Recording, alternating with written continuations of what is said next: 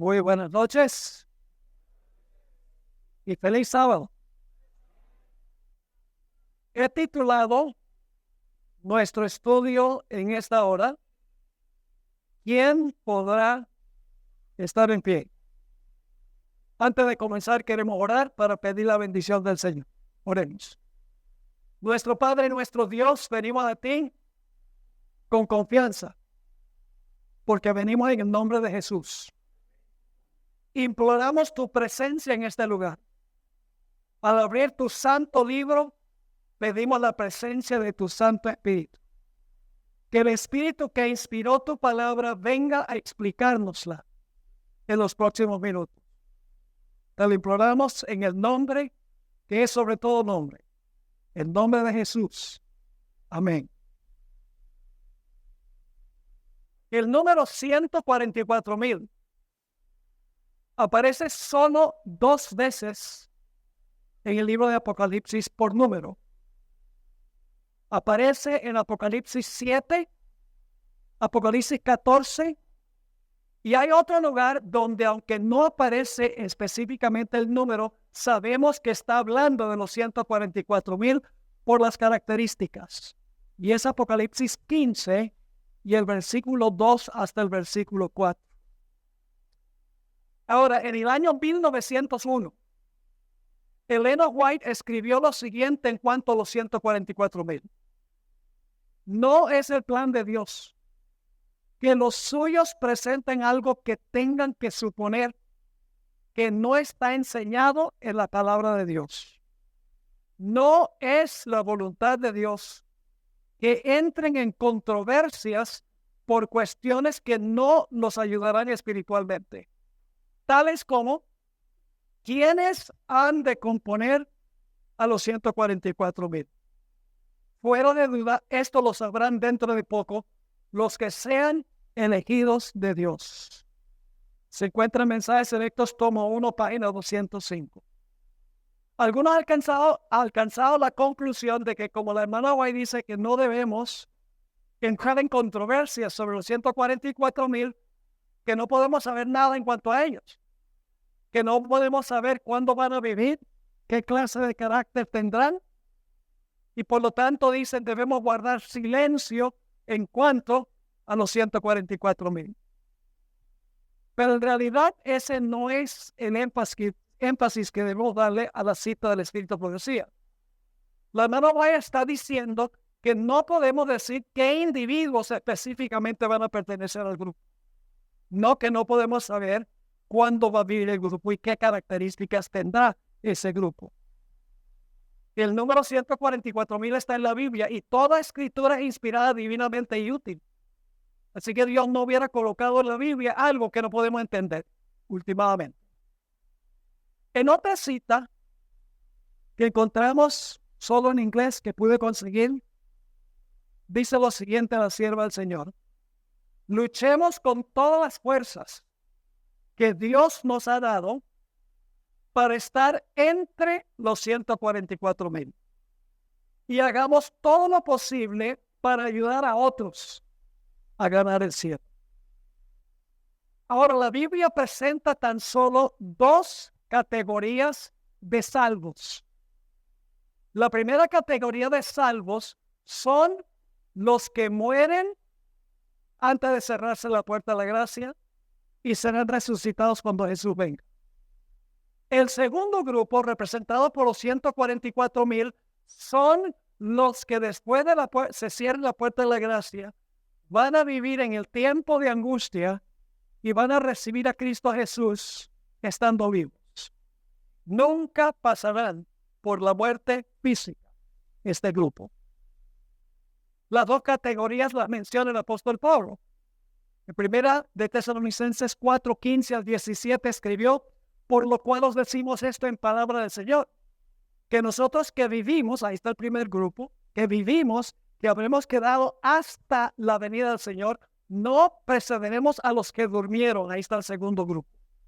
Porque el Señor mismo, con voz de mando, con voz de arcángel y con trompeta de Dios, descenderá del cielo. Y ahora viene el primer grupo, y los muertos en Cristo resucitarán primero. Ahora viene el segundo grupo. Luego nosotros los que vivimos, los que hayamos quedado, seremos arrebatados juntamente con ellos, es decir, con los que murieron y resucitaron, en las nubes para recibir al Señor en el aire, y así estaremos siempre con el Señor. Dos grupos. Los 144,000 constituyen el grupo que pasará por el tiempo de angustia y estará vivo cuando Cristo venga en poder y gloria. Ahora vamos a analizar un poco más detenidamente los pasajes que mencionan los 144,000. Pero antes de eso queremos ir a Apocalipsis, el capítulo 6 y el versículo 14 al 16 para ver qué pasará con los impíos cuando Jesús venga. Apocalipsis 6, 14 al 16 dice qué van a hacer los impíos cuando Jesús se manifieste. Dice así: y el cielo se desvaneció como un pergamino que se enrolla, y todo monte y toda isla se removió de su lugar. Y los reyes de la tierra, los grandes, los ricos, los capitanes, los poderosos, y todo siervo y todo libre, se escondieron en las cuevas y entre las peñas de los montes. Y decían a los montes y a las peñas: caed sobre nosotros y escondednos del rostro de aquel que está sentado sobre el trono y de la ira del Cordero. Así van a reaccionar los impíos ante la gloriosa venida de Jesús. Se van a esconder en las peñas, entre las peñas, y van a rogar que las peñas caigan sobre ellos para esconderlos del rostro del Cordero de Cristo Jesús. Pero ahora nos preguntamos, ¿será que todos los seres humanos van a tener esa reacción? No. Apocalipsis 6 termina con una pregunta. Después de describir a los impíos que se esconden en las cuevas, que ruegan que las rocas caigan sobre ellos, el pasaje termina con una pregunta. En el versículo 17 dice: porque el gran día de su ira ha venido. ¿Y quién podrá permanecer en pie? Ahora, ¿qué significa esa expresión permanecer en pie? En el idioma griego es el antónimo de caerse. Permanecer en pie es el antónimo de caerse. Vamos a anotar algunos versículos. Marcos 3, 24 y 25, no lo voy a leer, solo los voy a mencionar, ustedes lo conocen. Marcos 3, 24 y 25 dice: un reino dividido contra sí mismo no puede ¿qué? No puede permanecer. Es la mismita palabra griega. Es decir, ese reino va a ¿qué? Va a caer. Exactamente. Juan 8, 44 dice que Satanás no permaneció en la verdad, cayó de la verdad. En 1 Corintios 10, 12, la misma palabra se traduce en ese texto que todos conocemos: el que crea estar firme, esa es la palabra, mire que no quede, mire que no caiga. Efesios 6, 11 al 13 usa la palabra dos veces. Voy a leer ese pasaje. Dice: vestíos de toda la armadura de Dios para que podáis estar firmes. Esa es la misma palabra. Contra las acechanzas del diablo. Porque no tenemos lucha contra sangre y carne, sino contra principados, contra potestades, contra los gobernadores de las tinieblas de este siglo, contra huestes espirituales de maldad en las regiones celestiales. Por tanto, tomad toda la armadura de Dios para que podáis resistir en el día malo, y habiendo acabado todo, estar firmes. Esa es la misma palabra. Una referencia más, y esta tiene que ver directamente con la segunda venida de Jesús. Lucas 21 y el versículo 36. Lucas 21, 36. Aquí está hablando Jesús a sus discípulos y dice lo siguiente: velad pues en todo tiempo, orando que seáis tenidos por dignos de escapar de todas estas cosas que vendrán, que se mencionan antes en el capítulo, y luego dice: y de estar en pie delante del Hijo del Hombre. Así que básicamente la pregunta que aparece al final del capítulo 6 significa: cuando venga el gran día de la ira de Dios, ¿quién permanecerá en pie? ¿Quién no caerá? Ahora hay una pregunta, ¿a dónde esperarían conseguir la respuesta a esa pregunta? ¿Les parece que en el siguiente versículo?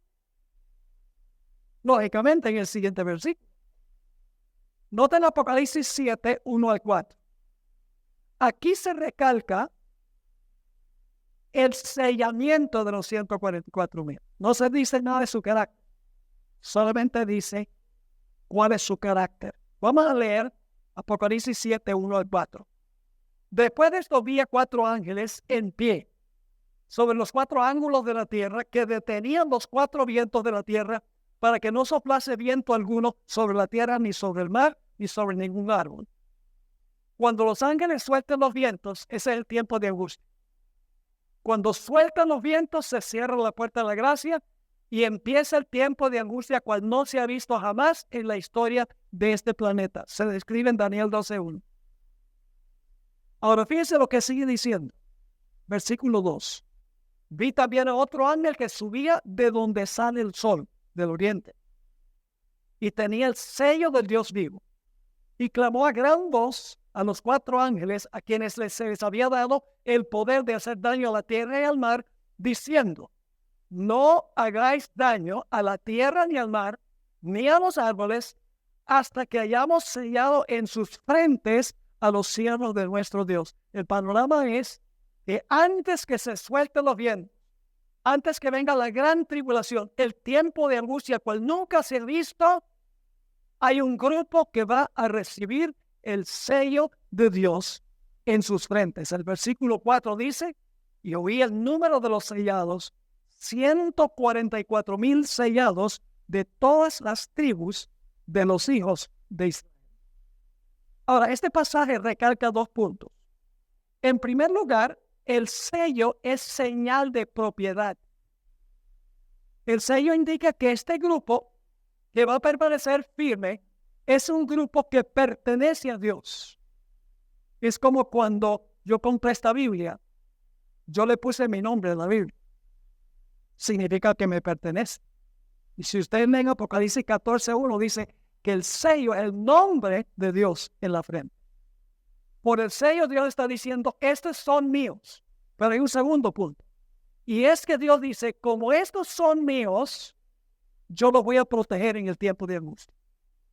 Satanás no va a poder vencerlos, ni por un instante. ¿Ustedes conocen ese texto de Mateo 24 donde dice que Satanás engañará, si fuere posible, a uno de los escogidos? Algunas personas dicen: bueno, entonces es posible que Satanás engañe a los escogidos, porque dice: si fuere posible a los escogidos. Les aseguro, Satanás no va a engañar a los escogidos. Y ustedes dicen: ¿cómo sabemos eso? Ese es el versículo 24 de Mateo 24. Pero el versículo 31 dice que cuando Jesús regrese, dice que va a recoger de los 4 vientos a sus escogidos. Pues si va a recoger a los escogidos, no cayeron. Sí. ¿Entendieron el punto? Ahora, hay que conectar este panorama de Apocalipsis 7, 1 al 4, con Ezequiel, el capítulo 8 y el capítulo 9. De ahí viene este lenguaje de Apocalipsis 7. ¿Qué está pasando en el libro de Ezequiel, el capítulo 8? Se conoce como el capítulo de las abominaciones. Abominaciones que se estaban cometiendo entre el pueblo de Dios. No eran los filisteos, no eran los egipcios, ni los babilonios que estaban cometiendo estas abominaciones.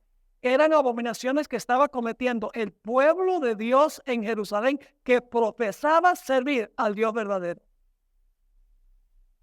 Y en el capítulo 8 nos dice cuál era la peor abominación, en el versículo 16.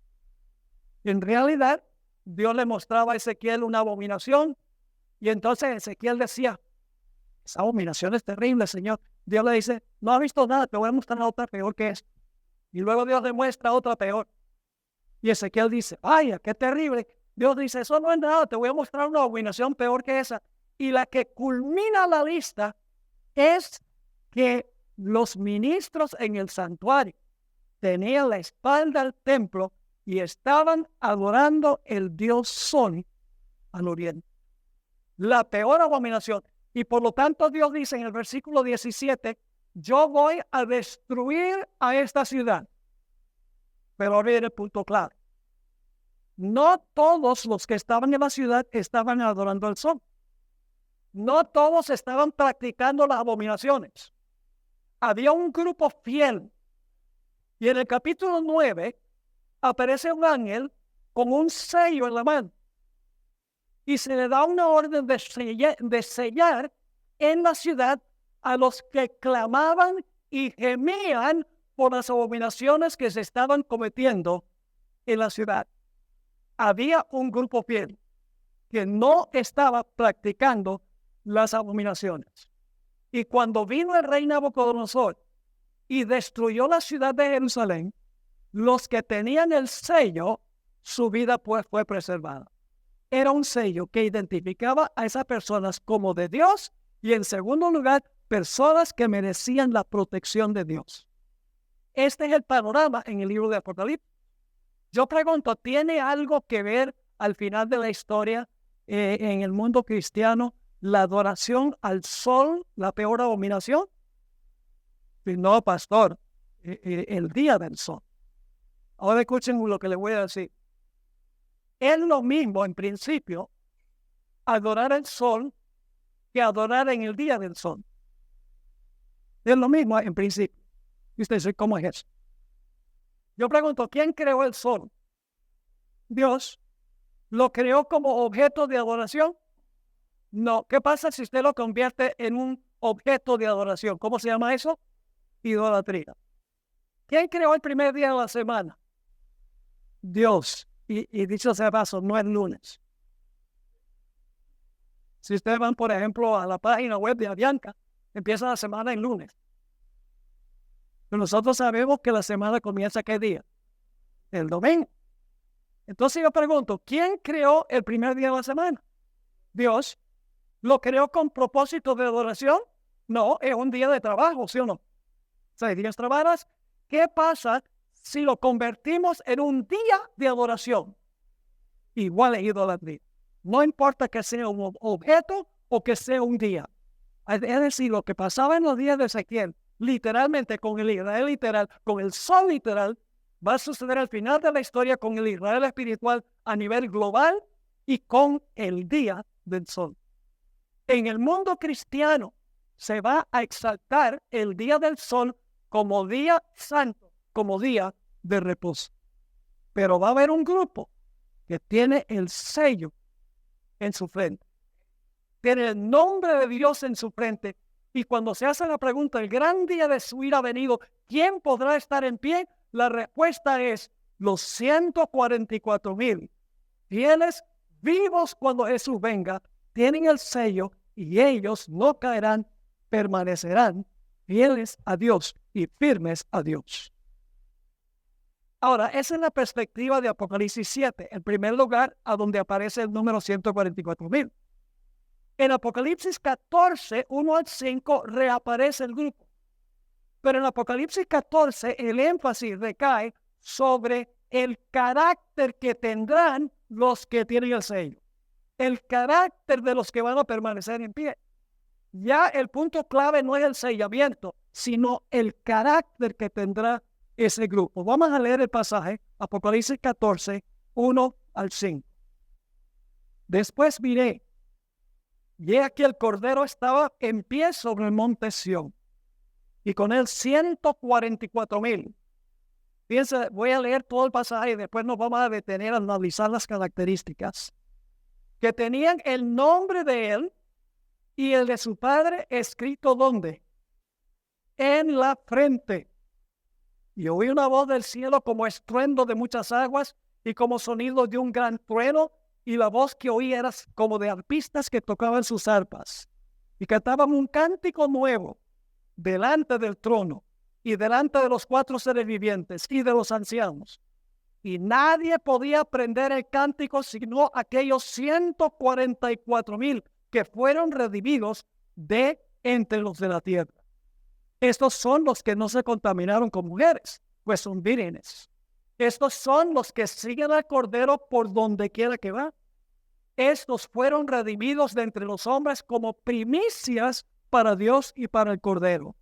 Y en sus bocas no fue hallada mentira, pues son sin mancha delante del trono de Dios. Ese es un retrato de la última generación, de la generación final, de los que estarán vivos cuando Jesús regrese en poder y gloria y permanecerán en pie. Ahora analicemos las características. Tienen el nombre en la frente. ¿Qué denota el nombre? Denota el carácter de la persona. Le doy un ejemplo. Mi nombre es Esteban Pablo. Tengo el nombre del mártir y el martirizador. ¿Por qué cree usted que mis padres le pusieron Esteban Pablo? Dice, es muy bonito, nos gusta el sonido de esos nombres. No, porque ellos me explicaron cuando yo estaba creciendo, me dijeron, queremos que tengas la firmeza de Esteban y queremos que sea un predicador como el apóstol Pablo. Es decir, a medida que vivía, debía recordar el significado de mi nombre. Ese debía ser mi carácter. Así que cuando dice que tiene el nombre en la frente, significa que tienen el carácter de ese nombre. Dice que cantan un cántico de nuevo delante del trono. Y que nadie puede cantar ese himno sino los 144,000. Ahora escuchen bien. No significa que todos los redimidos no lo van a cantar, o no lo pueden cantar, o no lo pueden entender. Yo creo que todos los redimidos lo van a cantar. Pero entonces, ¿por qué dice que solo los 144,000 podían cantar ese himno? Les voy a explicar por qué razón. Cantan el cántico de Moisés y del Cordero. ¿Dónde encontramos eso por primera vez? En Éxodo 15. Es decir, para entender el cántico de Moisés y del Cordero, tenemos que volver a Éxodo 15. Y ustedes saben cuál es el contexto de eso. Venían los egipcios tras los israelitas. Parecía que los israelitas iban a perecer y algunos iban a ser llevados esclavos nuevamente. Ustedes saben lo que sucedió. Se abrió el Mar Rojo, cruzaron el Mar Rojo y luego Dios ahogó a todos los egipcios. Quedaron libres en el otro lado del mar. Y luego entonces cantaron ese himno de Éxodo 15, el cántico de Moisés. Ahora, quiero preguntarles, ¿creen ustedes que un músico hoy en día podría ponerle música a la letra de Éxodo 15? ¿Creen que algún buen músico podría ponerle letra a Éxodo 15? ¿Creen que nosotros podríamos cantar ese himno? Sí. ¿Lo podríamos cantar como lo cantó Israel? ¿Por qué no? Porque era el canto de su experiencia. Y la hermana White dice, ningún otro grupo lo puede cantar porque nadie ha pasado por esa experiencia sino los que están vivos cuando Cristo regrese en poder y gloria. Dice que fueron redimidos de la tierra, es decir, tuvieron pasiones humanas, tenían una naturaleza pecaminosa y sin embargo por la gracia de Dios vencieron el mal, vencieron el pecado y Dios los redimió de la tierra. Dice que no se contaminaron con mujeres. No significa que nunca se casaron, literalmente. Porque el matrimonio no contamina si se contrae correctamente. Tiene que ser relaciones con mujeres ilícitas, con rameras. Y Apocalipsis, el capítulo 17, describe a una ramera, la madre de las rameras, y sus hijas, que son las sectas protestantes que salieron de esa madre. Así que no se contaminaron con las iglesias apóstatas, porque mujeres en la Biblia representan iglesia. Dice que siguen al Cordero por donde quiera que va. ¿Sabe que el pueblo de Dios va a seguir a Jesús al Getsemaní? Va a tener una experiencia similar. Se van a sentir abandonados de Dios. Van a pensar que Dios se ha olvidado de ellos, pero no van a perder la fe, porque tienen confianza y fe en el Señor. Es decir, van a seguir a Jesús al Getsemaní y también al Calvario. Van a seguir los pasos de Jesús, todos los pasos de su ministerio. Dice que son primicias para Dios y para el Cordero. ¿Saben por qué? ¿Por qué se les llama primicias? Porque ellos son los primeros en recibir un cuerpo inmortal e incorruptible. Después que ellos son librados por la voz de Dios como primicias, entonces hay una resurrección especial de otras personas poco después, y luego, si leen el conflicto de los siglos, viene la resurrección general. Es decir, son los primeros en ser glorificados por Dios, esa generación de los que están vivos. Y luego dice que en su boca no fue hallado engaño o mentira. Ahora, entonces tienen que tener un corazón limpio, porque de la abundancia del corazón habla la boca. Así que si en su boca no hay engaño, en su corazón tampoco hay engaño. Y luego dice que son sin mancha delante del trono de Dios. Una generación cual no se ha visto jamás en la historia del planeta, revelando plenamente el carácter de Cristo Jesús, reflejando su imagen perfectamente. El tercer lugar donde se encuentran los 144,000, no por número, sino por características, es Apocalipsis 15 y el versículo 2 al 4. Apocalipsis 15, versículo 2 al versículo 4. Dice allí, vi también como un mar de vidrio, mezclado con fuego, y a los que habían alcanzado, ¿qué cosa? La victoria sobre la bestia y su imagen y su marca y el número de su nombre, en pie sobre el mar de vidrio, con las arpas de Dios. Cantan el cántico de Moisés, siervo de Dios, y el cántico del Cordero. Sabemos que son los 144,000. Diciendo, grandes y maravillosas son tus obras, Señor Dios Todopoderoso, justos y verdaderos son tus caminos, Rey de los santos. Ahora, ¿saben por qué nosotros sabemos que los 144,000 son la última generación que va a estar viva durante el tiempo de angustia? Porque los tres pasajes enfatizan que ellos están vivos cuando Cristo regrese. Apocalipsis 6 termina con la pregunta, el gran día de su ira ha venido, ¿quién podrá estar en pie? El capítulo 7 dice que los sellados van a estar en pie, están vivos. En Apocalipsis, el capítulo 14, habla de los 144,000, pero en el capítulo anterior, en el capítulo 13, los últimos versículos, habla de la bestia, de su imagen, y de su número, y de su marca. Es decir, ellos tuvieron la victoria sobre la bestia, su imagen, su marca y el número de su nombre en el capítulo 13. Y aquí está claro que los 144,000 son la última generación, porque dice que alcanzaron la victoria sobre la bestia, su imagen y su marca. Yo pregunto, ¿la marca ha sido impuesta todavía? ¿La marca de la bestia ha sido impuesta? ¿Cuándo va a ser impuesta la marca de la bestia? Al mero final de la historia, inmediatamente antes de cerrarse la puerta de la gracia. Es decir, esta gente ganó la victoria al final de la historia, cuando la bestia se levantó de su herido de muerte y cuando se impuso la marca de la bestia. Son la última generación. Pero ahora fíjense algo muy interesante. Apocalipsis 6:17 no es el único lugar donde aparece esta pregunta. Vayan conmigo al libro de Joel. Joel, el capítulo 2 y el versículo 11. Ahora, no tenemos tiempo de leer todos los versículos del 1 al 10, pero los versículos 1 al 10 están describiendo la segunda venida de Jesús. Y el versículo 11 describe el clímax de la segunda venida. Y fíjense lo que dice Joel 2 y el versículo 11. Y Jehová dará su orden delante de su ejército. Yo pregunto, cuando el Señor Jesucristo regresa del cielo, ¿va a regresar en un caballo blanco? Según Apocalipsis 19, ¿viene en un caballo blanco? Sí. ¿Quiénes le siguen? Los ejércitos celestiales. De eso está hablando aquí. Y Jehová dará su orden delante de su ejército, porque muy grande es su campamento. Fuerte es el que ejecuta su orden. Ahora escuchen bien. Porque grande es el día de Jehová y muy terrible, ¿eh? ¿Y quién podrá soportarlo?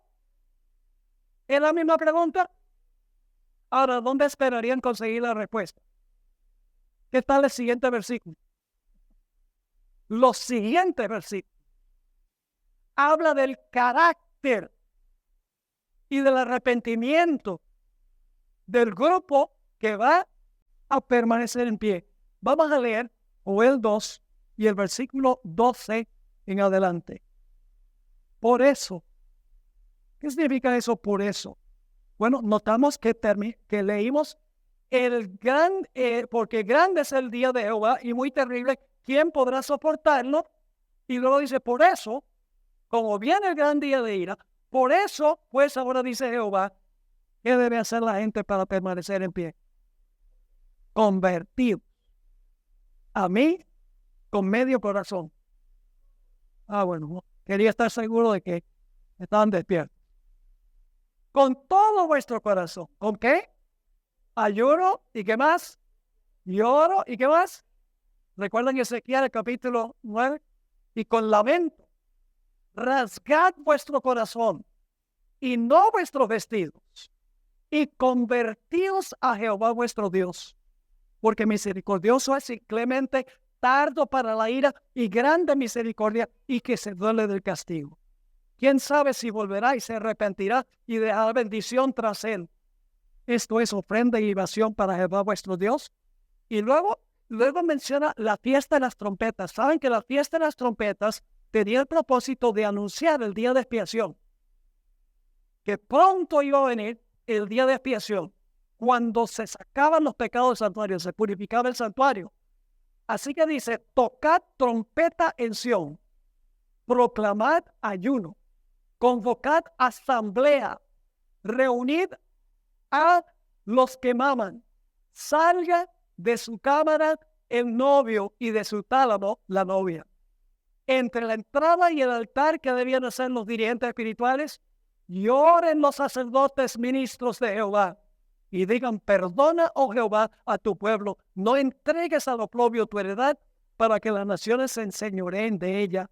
¿Por qué han de decir entre los pueblos dónde está su Dios? ¿Saben que eso es exactamente lo que van a decir los enemigos del pueblo de Dios según el conflicto de los siglos? Entonces, si ustedes están pasando hambre, están en la cárcel, están pasando sed, están demacrados, ¿dónde está el Dios de ustedes? Es lo que van a decir. Ahora vamos a desmenuzar este pasaje que está hablando de la fiesta de trompetas que anunciaban que iba a venir en 10 días el día de expiación y la fiesta del día de expiación y lo que la gente debía hacer durante ese día. En primer lugar, el sonido de las trompetas le decía a Israel, prepárense para el día de expiación, conviértase al Señor y prepárense para recibir al Señor ese día. Todos los israelitas tenían que reunirse alrededor del santuario en el día de expiación. Y alguno dirá, bueno, ¿significa eso que nosotros tenemos que reunirnos alrededor del santuario celestial hoy? No personalmente, pero nuestra mente debe estar allá. Debemos por fe entrar a simpatizar con la obra que Jesús está haciendo allí. En el día de expiación la gente tenía que reunirse. Por eso dice convocad asamblea. La gente también debía afligir sus almas. Debía clamar y gemir por las abominaciones. No debía participar en las abominaciones. En el día de expiación la gente tenía que ayunar, como dice en Joel el capítulo 2. Nosotros a veces pensamos que ayunar significa dejar de comer. Pero la Biblia define el ayuno de dos maneras. En primer lugar, en el libro Ministerio Médico, página 377. Ministerio Médico 377, Elena White escribió, el verdadero ayuno que debe recomendarse a todos es una abstinencia de toda clase de alimento estimulante y el uso adecuado de la alimentación sencilla y saludable que Dios ha provisto en abundancia. ¿Qué es el verdadero ayuno? Alejarse de alimento estimulante y participar adecuadamente de los alimentos que Dios ha provisto. Ese ayuno, según el Espíritu profecía. Y ustedes conocen Isaías 58, describe el ayuno como bendecir a las personas que son más necesitadas que nosotros. Dice en Isaías 58 y el versículo 6 al versículo 8, Dios dice, ¿no es más bien el ayuno que yo escogí? Desatar las ligaduras de impiedad, soltar las cargas de opresión y dejar ir libres a los quebrantados y que rompáis todo yugo. No es que partas tu pan con el hambriento y a los pobres errantes albergues en tu casa, que cuando veas al desnudo lo cubras y no te escondas de tu hermano. Piedad práctica. Ayuno, dice, no es este el ayuno que yo escogí, dice Dios. Y luego noten lo que va a suceder. Entonces nacerá tu luz como el alba, y tu salvación se dejará ver pronto, e irá tu justicia delante de ti, y la gloria de Jehová será tu retaguardia. Además de eso, en el día de creación, la gente no debía trabajar. A algunos les gustaría pensar que no debemos trabajar desde 1844 para acá, porque estamos en el día de creación. ¿Por qué la gente no debía trabajar? Porque la gente debía enfocarse en lo que estaba pasando. No debían enfocarse, no debía dejar que nada los distrajera de lo que estaba ocurriendo en el día de expiación. Cualquier trabajo que nosotros tengamos que absorbe nuestro tiempo para que nosotros no podamos entrar al santuario con Jesús para entender la obra que está haciendo y hacer una obra paralela en nuestro corazón, nosotros debemos dejar ese trabajo o poner en orden nuestras prioridades. Finalmente, la Biblia nos dice que cualquiera que no afligía su alma en el día de expiación era cortado de medio del pueblo. Es decir, ya no era considerado parte del pueblo de Dios. Cuando termine el juicio investigador, habrá muchas personas que estuvieron en la iglesia cuyo nombre será removido del libro de la vida. Será cortado de medio del pueblo de Dios. Y no solamente esa persona debía ser cortada, sino que también debía ser destruida, según Levítico el capítulo 23. Ahora, entonces encontramos la pregunta en Apocalipsis 6, 17. Encontramos la pregunta en Joel 2:11, pero no son los únicos lugares donde está la pregunta. Vamos al libro de Isaías, el capítulo 33, y el versículo 14 al 16. Isaías 33, 14 al 16.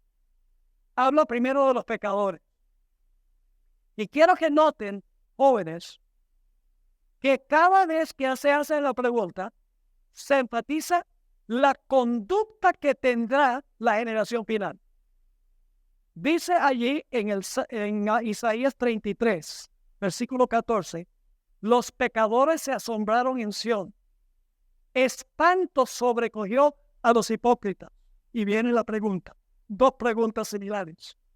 ¿Quién de nosotros morará con el fuego consumidor? ¿Quién es el fuego consumidor? Hebreos 12, 28 y 29 dice, Jehová nuestro Dios es fuego consumidor. Deuteronomio 4 lo dice también, versículos 23 y 24. En otras palabras, ¿quién de nosotros morará con Dios, quien es fuego consumidor? ¿Quién de nosotros habitará con las llamas eternas? ¿Saben lo que dice la mayoría de los cristianos? Que son los impíos los que van a estar eternamente consumiéndose en las llamas del infierno. Pero la Biblia dice que son los fieles los que van a estar en el fuego y no se van a quemar. Piensa lo que sigue diciendo. Después de hacer la pregunta, ¿quién de nosotros morará con el fuego consumidor? ¿Quién de nosotros habitará con las llamas eternas? Ahora viene la respuesta y se enfatiza la conducta o el carácter de aquellos que van a poder habitar en la presencia de un Dios santo. Dice, el que camina en justicia. Cuando la Biblia usa la palabra caminar, simbólicamente significa conducta. El que dice estar en él debe andar como él anduvo. Así que dice, el que camina en justicia y habla lo recto, el que aborrece la ganancia de violencias, el que sacude sus manos para no recibir cohecho, el que tapa sus oídos para no oír propuestas sanguinarias, el que cierra sus ojos para no ver cosa mala. Todos son aspectos de la conducta, ¿sí o no? Son los que van a habitar con las llamas eternas. Y luego dice, este habitará en las alturas. Fortaleza de roca será su lugar de refugio, se le dará su pan y sus aguas serán seguras. Una referencia que aparece en Apocalipsis 7:17, donde dice que los fieles no tendrán más hambre ni tendrán más sed durante la gran tribulación. Pero ese no es el único lugar donde aparece la pregunta. Vamos al Salmo 15. Una conexión directa, una conexión completamente directa con la pregunta de Apocalipsis 6:17. Dice allí en el Salmo 15:1, Jehová, ¿quién habitará en tu tabernáculo? Y ahora noten, ¿quién morará en tu monte santo? ¿Cómo se llama el monte santo de Jehová? Sión. ¿Dónde están parados los 144,000? En el monte Sión. Esto es un pasaje que está hablando de los 144,000. Así que dice, ¿quién habitará en tu tabernáculo? ¿Quién morará en tu monte santo? Fíjense nuevamente, la respuesta tiene que ver con la conducta, con el carácter, con las obras. Ahora, nosotros no somos salvos por obras, pero nuestras obras demuestran si estamos conectados con Jesús. Piensa lo que dice aquí, el versículo 2. El que anda en integridad, el que hace justicia, habla verdad en su corazón. Recuerden que en su boca no puede hallar mentira. Habla verdad en su corazón. El que no calumnia con su lengua, ni hace mal a su prójimo, ni admite reproche alguno contra su vecino. Aquel a cuyos ojos el vil es menospreciado, pero honra a los que temen a Jehová. El que aún jurando en daño suyo, no por eso cambia. Quien su dinero no dio a usura, ni contra el inocente admitió cohecho. Y ahora fíjense cómo termina. El que hace estas cosas no resbalará jamás. Es decir, no va a qué? A caer. Siempre se enfatiza la conducta. Hoy en día la creencia de que solo creen en el Señor, si creen en el Señor Jesucristo, Él te justifica y tu vida no importa. Pero la Biblia nos dice que la generación final estará tan conectada con Cristo Jesús que su conducta reflejará el carácter de Jesús plenamente en su vida práctica. Pero ese no es el único lugar donde aparece la pregunta. Vamos al libro de Nahum, capítulo 1, el versículo 6 y 7. Nahum, el capítulo 1 y el versículo 6 y 7. El versículo 6 tiene la pregunta. Dice, ¿quién permanecerá delante de su ira? ¿Y quién quedará en qué? ¿Están ahí o no están ahí? Tal vez estoy avanzando demasiado rápido. ¿Quién permanecerá delante de su ira? ¿Y quién qué? ¿Quedará en pie en el albor de su enojo? Su ira se derrama como fuego y por él se hienden las peñas. Ahora viene la respuesta. Jehová es bueno. Fortaleza en el día de la ¿qué? De la angustia. Y conoce a los que en él ¿qué? A los que en él confían. ¿Quiénes son los que van a habitar y van a permanecer firmes en el día de la ira de Jehová? Los que en él confían. ¿Y cómo demostramos nuestra confianza en él? Obedeciéndole. ¿Recuerda la historia de Abraham? Dios le dice a Abraham, mira, toma a tu hijo, tu único en el sentido de que no hay otro como él, es el Dios de la promesa. Toma a tu hijo, llévalo al monte Moria y sacrifícalo. ¿Y qué dijo Abraham? Ay, Señor, gracias por esta gran revelación. ¿Qué hizo Abraham? No le dijo nada a la esposa, porque la esposa no hubiera permitido. Así que muy de madrugada se levantó y ¿qué hizo? Agarró el cuchillo, la leña y se fue al monte Moria. ¿Cómo demostró Abraham su fe? Por la acción. La palabra fe es una palabra dinámica que tiene que ver con acción. Por eso en Hebreos el capítulo 11, jóvenes, todos los que están en Hebreos 11 no están creyendo algo, están haciendo algo. Abel ofreció, Moisés salió, Abraham salió, Abraham sacrificó. Noé edificó un arca en tierra seca donde nunca había llovido. Es decir, la fe sin obras es muerta. La generación final será gente de fe y lo demostrarán que confían en Dios porque en sus obras ellos obedecen implícitamente lo que Dios dice. Pero ese no es el único lugar donde aparece la pregunta. Malaquías 3 y el versículo 2 y 3. ¿Creen que este tema es importante? Pues si aparece tantas veces la pregunta, debe estar tratando de enseñarnos algo muy importante. Dice en Malaquías 3, 2 y 3. ¿Y quién podrá soportar el tiempo de su venida? ¿O quién podrá estar qué? En pie cuando Él se manifieste. ¿Dónde esperamos conseguir la respuesta? Bueno, el siguiente versículo sería buena idea, ¿no? Dice, porque Él es como fuego purificador y como jabón de lavadores, y se sentará para afinar y limpiar la plata, símbolo del pueblo de Dios, porque limpiará a los hijos de Leví y los afinará como a oro y como a plata, y traerán a Jehová ofrenda en justicia. En la Biblia, el oro puro representa a aquellos en cuyo su carácter, la escoria, ha sido consumida. ¿Ustedes saben cómo es que refinan el oro? Lo meten en un horno súper caliente y es tan caliente el fuego que quema toda la escoria y por el otro lado sale oro puro. De eso está hablando aquí, porque está comparando, dice, limpiará a los hijos de Leví, los afinará como a oro y como a plata y traerán a Jehová ofrenda en justicia. Elena White tuvo un comentario muy interesante en cuanto a este pasaje. En el conflicto de los siglos, ella escribió lo siguiente. El profeta dice, ahora cita los versículos que acabo de leer, pero ¿quién es capaz de soportar el día de su advenimiento? ¿Y quién podrá estar en pie cuando Él apareciere?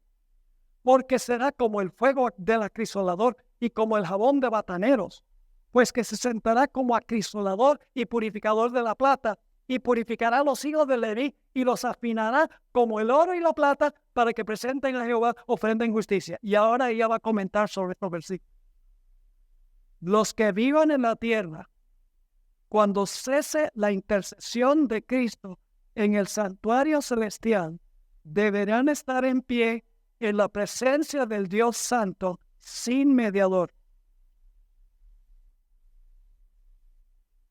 En el tiempo, creo que en la página 467, se me olvidó anotar la referencia.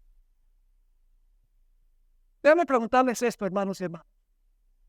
Si tendremos que vivir sin intercesor durante el tiempo de angustia, ¿habrá sido necesario vencer por completo el pecado? Sí, Señor. ¿Cómo sabemos eso? Lo sabemos porque todos los pecados son purificados del santuario inmediatamente inmediatamente antes de cerrarse la puerta de la gracia. ¿Vamos a poder nosotros contaminar otra vez el santuario durante el tiempo de angustia? No vamos a poder contaminar el santuario durante el tiempo de angustia, porque el santuario ha sido ¿qué? Purificado. Ustedes saben que la hermana White dice que cuando se cierra la puerta de la gracia, el Señor Jesucristo se va a quitar sus vestiduras sumos sacerdotales y se va a poner sus vestiduras reales. Una vez una persona me preguntó, ¿y dónde dice la Biblia eso? Entonces yo le dije, bueno, ¿qué está haciendo Jesús en el cielo ahora? Dice, está sirviendo como sumo sacerdote, intercediendo. Le dije, muy bien. Le dije, ¿y cómo está vestido entonces? Está vestido como sumo sacerdote, lógicamente. Le dije, cuando regrese por segunda vez, ¿cómo viene vestido? Y enseguida se quedó callado. Digo, bueno, Apocalipsis 19 dice que viene vestido como rey de reyes, señor de señores. Entonces le dije, pues algún momento antes de regresar, tiene que haberse cambiado. Ahora, no me entiendan mal, jóvenes. El Señor Jesucristo no nos va a abandonar. No va a ser mediador, pero sí va a ser protector. Porque Daniel 12:1 dice, se levantará Miguel, el que está a favor de su pueblo. Jesús dijo, he aquí estoy con vosotros hasta el cierre de la puerta de la gracia. No, dice, ¿hasta cuándo? Hasta el fin del mundo. Jesús no va a abandonar a su pueblo aquí.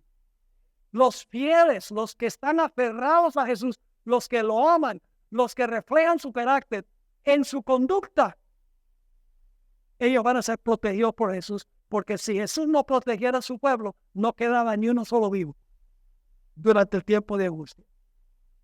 Sigue diciendo la sierva del Señor: los que vieron la tierra cuando cese la intercesión de Cristo en el santuario celestial deberán estar en pie en la presencia de Dios Santo sin mediador. Sus vestiduras deberán estar sin mácula. Sus caracteres purificados de todo pecado. ¿De cuántos pecados? De todo pecado por la sangre de la aspersión, por la gracia de Dios, y sus propios y diligentes esfuerzos deberán ser vencedores en la lucha con el mal.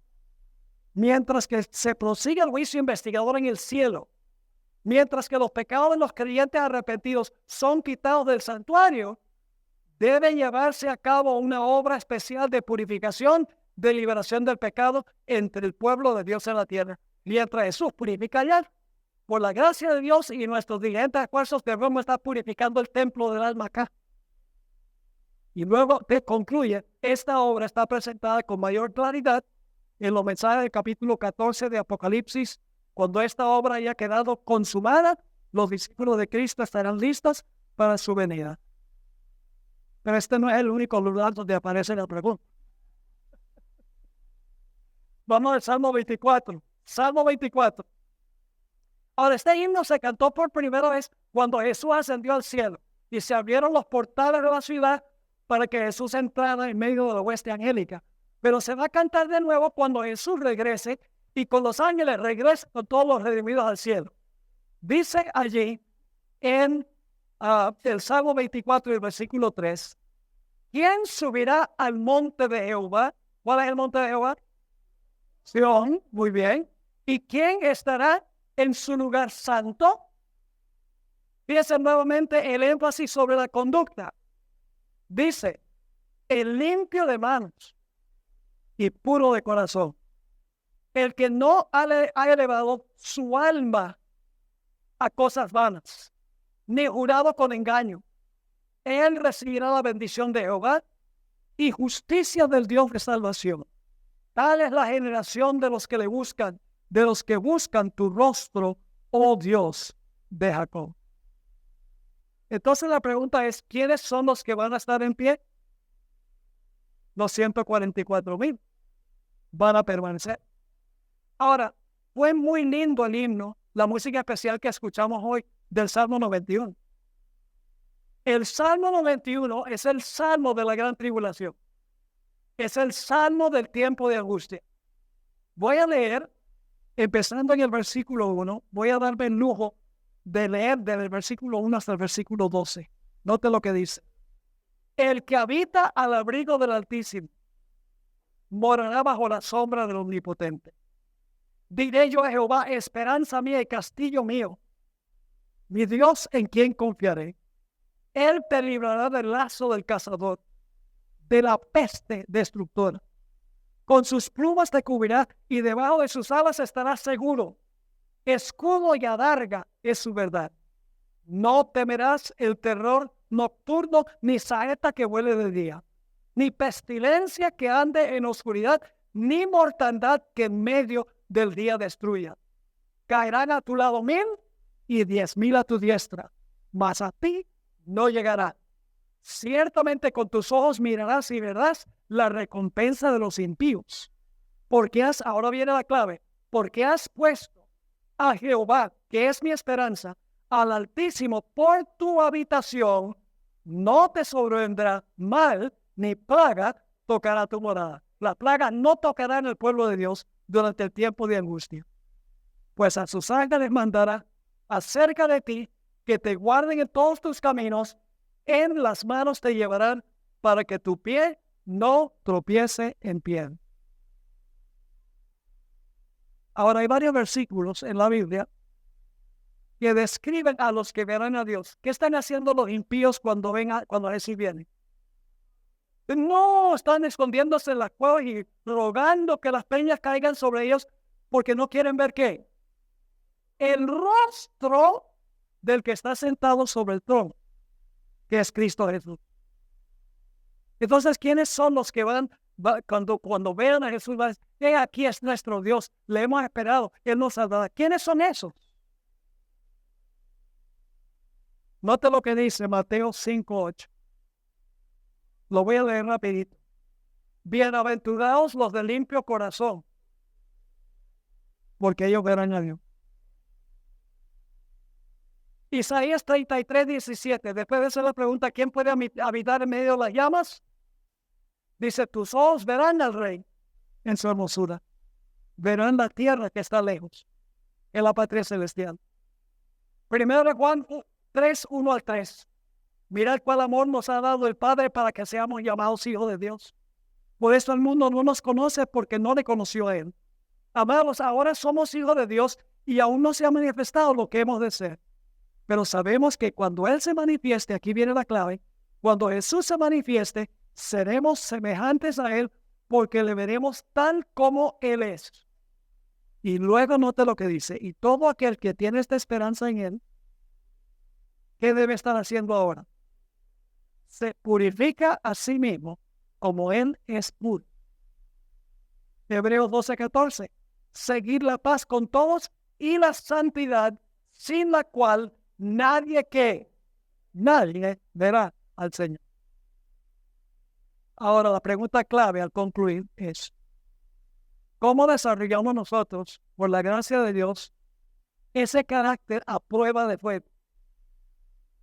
Va a ser como los 3 jóvenes, solo que ese era un fuego humano. Pero el fuego de la gloria de Dios, ¿por qué no consume a los fieles de Dios? Porque ellos tienen una relación estrecha con Cristo Jesús. ¿Y saben cómo se desarrolla esa relación con Cristo? Se desarrolla contemplando en su palabra, a través de la oración y a través de la testificación a otras personas. Ese es el apóstol Pablo dijo, mirando a cara descubierta como en un espejo la gloria del Señor, y estamos siendo ¿qué? Transformados a su misma semejanza, de gloria en gloria. ¿Sabe esa palabra transformados? Es la palabra griega metamorfo. ¿Qué palabra en español viene de metamorfo? La palabra metamorfosis. ¿Sabes lo que es una metamorfosis? Yo coleccioné mariposas cuando viví en Venezuela. Yo viví en Venezuela desde los 5 hasta los 14 años. Y tenía un pasatiempo que era cazar mariposas, coleccionarlas. Y pude observar el desarrollo de la mariposa desde que la madre mariposa depositaba el huevo en una hoja hasta el momento cuando se rompía el huevo y salía un gusanito chiquito. Y luego el gusanito se comía las hojas del árbol y se volvió un gusanote grandote. Y luego se adjuntaba a una pared y tejía una crisálida o un capullo y se encerraba en el capullo. Al capullo entró un gusano. Pero unos días después empieza a sacudirse la crisálida y sale una mariposa. Bueno, ¿qué pasó? Entró gusano y salió mariposa. Eso es una metamorfosis. Es una transformación radical. Una transformación de un pecador que lucha con el pecado a un pecador victorioso por contemplar a Cristo Jesús. Muchas veces los jóvenes me preguntan, pastor, yo cometo este pecado vez tras vez y no lo puedo vencer. ¿Qué consejo me da? Y yo siempre hago una pregunta. ¿Qué es lo que estás viendo y qué es lo que estás escuchando? Porque si metes basura, va a salir basura. Tú no vas a meter basura en una caneca y entonces salen cosas muy bonitas y muy buenas. ¿No? Lo que metemos por los ojos y por los oídos primordialmente es lo que nosotros somos. Entonces yo me pregunto, ¿qué están viendo y qué están escuchando? Y muchas veces baja la cabeza y dice, bueno, pastor, mejor no le digo. Que están llenando la mente de cosas mundanas. ¿Cómo vamos a reflejar el carácter de Cristo? Contemplando cosas mundanas y escuchando cosas mundanas. No podemos tener una victoria de esa manera. contemplando a Jesús. La sierva de Dios dice, por lo menos 1 hora cada día, contemplando la vida de Cristo, particularmente las escenas finales. Y dice que mientras más hacemos eso, más vamos a querer vencer el pecado. ¿Saben por qué? Porque vamos a ver lo que el pecado le hizo a Jesús. Lo escuchamos diciendo en el Getsemaní, Padre, si puedo pasar esta copa de tu ira, porque era la ira de Dios que estaba en la copa, el vino de la ira de Dios que Jesús iba a beber en lugar de todos los seres humanos. Cuando nosotros vemos a Jesús sudando gotas de sangre, mientras decía esas palabras, cuando lo escuchamos decir en la cruz, Dios mío, ¿por qué me has desamparado? Mientras más contemplamos, decimos, el pecado es terrible. Mira lo que hizo a Jesús. Y luego contemplamos y decimos, Jesús es tan hermoso, es tan lindo, vivió una vida tan perfecta y yo soy tan imperfecto. A medida que contemplamos a Jesús, llegamos a odiar el pecado y a amar a Jesús. Ese es el secreto de la victoria. Y a veces yo escucho a algunos jóvenes, no tanto en Latinoamérica, pero en los Estados Unidos, donde los jóvenes son mucho más liberales en su conducta, dicen, ir al cine yo no le veo nada malo. Y lo que yo les digo es, pues entonces voy a orar para que Dios te arregle los ojos, si no le ves nada malo. Y entonces les digo, tú puedes invitar a Jesús a sentarse al lado tuyo en el cine para ver adulterio, fornicación, mentira, espiritismo, violencia. ¿Tú crees que Jesús se va a sentar al lado tuyo ahí para deleitarse de lo que tú estás viendo? Si el joven dice que sí, oro por él o por ella. Porque en realidad, mis hermanos jóvenes, damas, la victoria sobre el pecado se gana por nuestros hábitos diarios, por la contemplación. Dios tendrá un grupo de fieles. Yo creo que nosotros estamos ya en la recta final de la historia de este mundo. Cuando nosotros vemos cómo todas las señales se están uniendo, desastres, conflicto político, guerras, pandemia, todas estas cosas están uniéndose. Y pronto el Señor Jesucristo va a terminar su obra en el santuario. Es tiempo de que nosotros, jóvenes, dediquemos nuestro tiempo a lo que realmente edifica, a lo que realmente nos lleva a reflejar el carácter de Jesús. ¿Quieren ustedes tener esa experiencia con eso? ¿Desean tener esa experiencia? ¿Quieren que yo ore para que Dios nos dé esa experiencia? Bueno, oremos. Padre, gracias te damos por la claridad de tu santa palabra. Sabemos que muy pronto se terminará la obra de Jesús en el santuario. Y entonces se cerrará la puerta de la gracia. Cuando se pronunciarán las terribles palabras, el que es inmundo sea inmundo todavía, el que es injusto sea injusto todavía, el que es santo santifíquese todavía, el que es justo justifíquese todavía.